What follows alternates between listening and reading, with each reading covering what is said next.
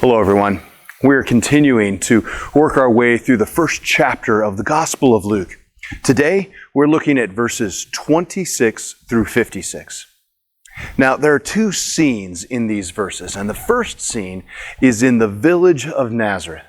Mary is about to meet Gabriel for the first time. Now, there's a lot that could be said about this exchange, so I want to encourage you to read it carefully. But I'm going to focus in on just one detail, and it happens to be at verse 34.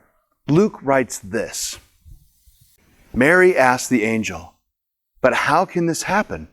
I am a virgin." Gabriel had just finished telling her what was going to happen and the significance of the baby that she was going to carry. And she asks, how can this happen? Now, yesterday we read that Zechariah had asked a similar question, but Gabriel's response was very different. To Mary, Gabriel is patient and offers an explanation about how the Holy Spirit is going to intervene and has already been at work. But to Zechariah, Gabriel is decidedly impatient. You get a sense of his being angry when he says in verses 19 through 20, "I am Gabriel. I stand in the very presence of God. It was He who sent me to bring you this good news. But now, since you didn't believe what I said, you will be silent and unable to speak until the child is born. For my words will certainly be fulfilled at the proper time." The different tones of response are because of the different tones of the question. Zechariah, faithful as he was, asked the question from an origin of skepticism and distrust. Mary's question was rooted in sincerity and honest doubt. As Zechariah asked his version of the question, he was expressing a level of disbelief that suggested that he knew better than Gabriel how things really work. Mary seemed to believe what Gabriel was saying and was simply trying to understand how it could be possible. I think that we need to recognize the origin of the questions that we ask.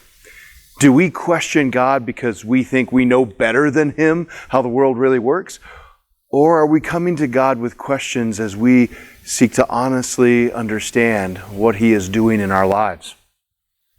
Now, the second scene happens in the hillside of Judea. Mary goes to see her Aunt Elizabeth, and we have this amazing moment at verse 41. At the sound of Mary's greeting, Elizabeth's child leapt within her, and Elizabeth was filled with the Holy Spirit. Think about that for a minute. Jesus is a few days or weeks since conception, and John is still 3 months from being born.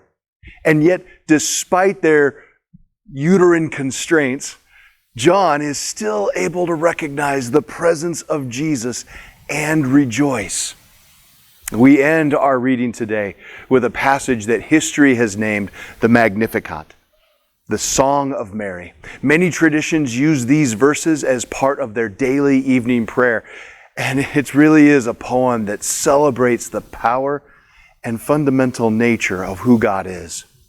I encourage you to use it tonight as a part of your prayer before the end of the day.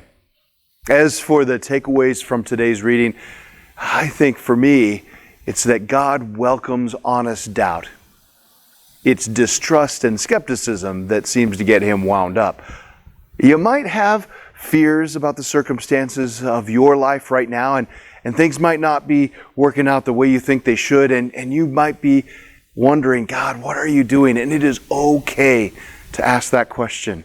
Don't be afraid to ask God hard questions. Just remember this: we can trust God. Even when we have these questions, He is the God who has always promised to restore us to Him. And God has always kept His promises. If these devotional videos are helpful to you, subscribe to our channel and click the notification button so you know when we post a new video.